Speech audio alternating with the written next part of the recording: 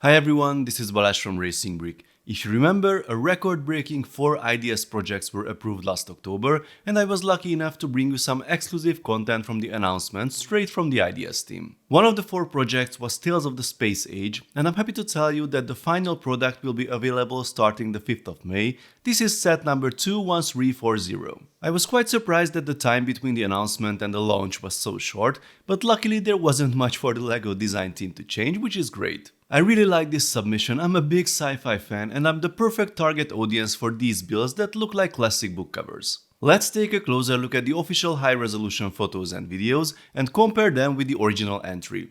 The biggest change is quite obvious on the front of the box. Instead of the 3 original pictures, we get a 4th one, more on that in a moment. It's an 18 plus set like all IDS releases these days. This is the 48th IDS set by the way, and it has 688 pieces. The price will be €50 or dollars. The main image on the back of the box looks almost the same, but it actually shows how the independent pictures can be connected together to form a single piece. The smaller photos below show some additional features. This one suggests the possibility to create your own constellation with the printed star tiles from the set.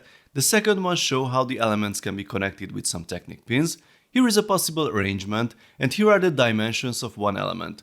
We can get the total width after some advanced calculations. Now let's compare the individual elements with the original submission to see what had to be changed. The blue one is a meteor shower. I think the original had some darker blue pieces that are missing here. I like this gradient better. The main meteor is almost the same. The round piece has been updated to a flat one and the direction of all the elements has been changed. Hopefully this can be easily adjusted in the final version. The meteor is moving towards the surface, makes more sense to me, and I like how the tail of the large meteor extends slightly beyond the frame. The color of the base has also been updated, along with the color of the radar dishes. The brown one is called the lunar eclipse, not sure on which planet though, and I'm a bit confused about the physics of this double eclipse. Looks more like 2 waning moons to me. Anyway, the colors are pretty much the same here, the scenery has been updated and we get a rocket or lander besides the rover. I really like how this postcard was constructed. The 3-dimensional structure can be seen on this video. Both the light and black circles are brick built, they look amazing. The pink item is called the launch. We can see a rocket launch with a sunset in the background. The shade was more blue before, now it's more purple and pink. The round elements for the smoke are almost identical, but the final version has a thicker base and has some additional slopes. The rocket got an extra 1x1 round piece for the body.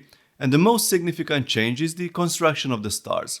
Previously they were claw pieces that were inserted from behind into 1x1 bricks with holes, but now they are 1x1 bricks with a star print on them.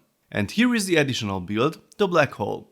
The main color is green, which is perhaps a bit unusual for a black hole, but I think you can choose any color of the visible spectrum, since you can't see anything of it with the naked eye anyway. The shape we can see over the landscape is what we imagine a black hole to look like, although I'm not sure planets could exist this close to one. But hey, this is science fiction after all. Here are a few different setups for the builds. I think they look great together. Oh, and you can hang them on the wall too, of course.